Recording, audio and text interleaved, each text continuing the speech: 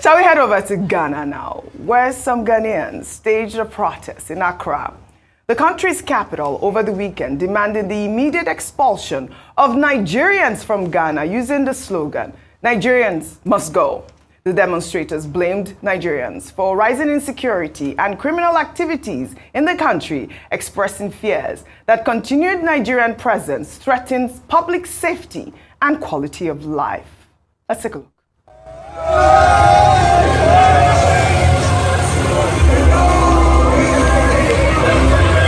We want Nigerians to go back to their country. Ghana is for us. Ghana is not for any foreigner. No Igbo man can come to this country and intimidate us. This country belongs to us. President Mahama, you came for Ghanaians. You said Ghana first. You said you came for the youth. Please take action now. Thank you. Your country. We love our small Ghana. We don't need you, Nigerian people. You are wicked. Go, go, go. We don't need you. Nigeria must go, go. We are begging you guys. There is a lot going on in Ghana. We've kept quiet for so long, and it is time we have a review. This was quite strange to watch Vimbai. The protesters also questioned, heavy Nigerian presence in Ghana despite ECOWAS agreements and called for urgent action to restore safety. The protest followed earlier calls for a Nigeria Must Go demonstration in Ghana planned for July 19th. However, the protest had been cancelled due to a lack of police support. There was also controversy surrounding the installation of Eze Chukwudi Ihenetu as the Eze Ndigbo Ghana, meaning the king of Igbo people in Ghana, which sparked intense public debate across Ghana. The controversy intensified when images and videos of Eze Ihenetu's lavish palace in Accra, adorned with regal emblems, circulated online. This development raised questions about sovereignty, cultural identity, and boundaries of foreign community leadership within the country. In response to the opera, the Southeast Council of Traditional Rulers reportedly moved to abolish the use of Eze Ndigbo title by Igbo leaders residing outside Igbo land. In a communique, the council introduced Onyendu Ndigbo, meaning leader of Igbos, as the new official title for Igbo leaders in foreign lands or outside Nigeria. Vimbai, a quick comment on this. Okay, I'll do my best. When I saw this, it obviously reminded me of what happened, what happens incessantly in South Africa. Initially, we called it xenophobia, which is a traditional term that we have for when people are, when people segregate against another, not necessarily race, but people from a different place. It later evolved to Afrophobia, which is when Africans have segregational behavior towards other Africans, and that's what we see happening here in Ghana.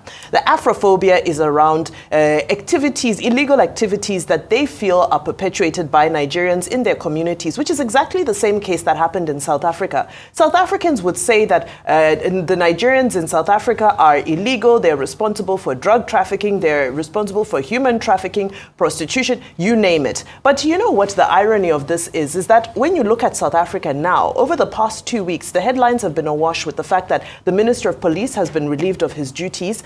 They've basically discovered a huge drug cartel within the police force, senior rank of the police force, and within the Ministry of Police as well. What does this show you? It goes to show you that, yes, there's illegal activity. Yes, there are some bad eggs. However, to attribute all of the illegal activity to one nationality in a country is wrong. And now you see this happening next door in Ghana, and the difference between Ghanaians and Nigerians is very minimal. They're closer in likeness than you would say Nigeria and South Africa, for example. And of course, Nigerians must go is an echo of that chant from 1983 under President 1983 under President Shagari. Yeah, however, that was different because it was a mass deportation of illegal immigrants. This one is I'm calling it Afrophobia because these are people that they have neither identified as illegal or convicted as criminals, who they are saying that it must be Nigerians. If there's ill in our society, it must be Nigerians, which is very wrong. I think it's very important for us to condemn Afrophobia in its deepest sense, because as Africans, if we cannot create room for each other under these imaginary borders that the white man came and created for us, then where are we going? Because truly, these are imaginary borders. Well they came on a ship. Nigeria must go. Where? To where are we going? We're not going anywhere. We're going to be there with you in your country in Ghana. Nigerians have been settling in Ghana way back the 20s and the 30s. In fact, one of the biggest markets in Ghana is named Mokola, after a lot of Nigerians that went out there. All of this started as a political gimmick in the 60s when Kofi Bosia had this Ordinance Act to remove illegal migrants. A lot of Nigerians were removed. In 83, Nigerians still had a lot of problems with the economy. We blame illegal migrants. So we pushed Ghanaians out. But does this settle the matter? No. Ralph Waldo Emerson said what lies before us and what lies behind us are tiny matters compared to what lies within us. A lot lies within us, Nigerians and Ghana. Where are we going to push ourselves? Famous Ghanaian journalist Komla Dumo lived and grew up in Nigeria at some point. The current Nigerian president, Ghanaian president, lives around Kwara State in Nigeria. All right. The same too can be said for many Nigerians out there in Ghana.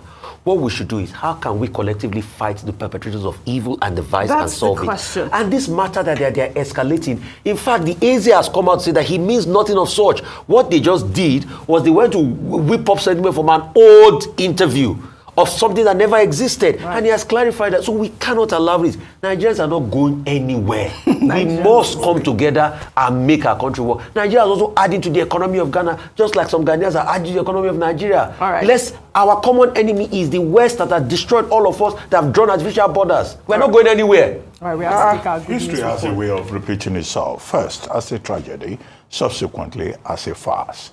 But in this particular case, we can just play safe and say history just has a way of repeating itself. In 1954, the Ghanaians expelled Nigerians from Ghana. They did so again in 1959. In 1959, Togo expelled people from Cote d'Ivoire and Dahomey from Togo. That culture of intolerance among people we know as West Africans. In 1975, ECOWAS was established, was founded.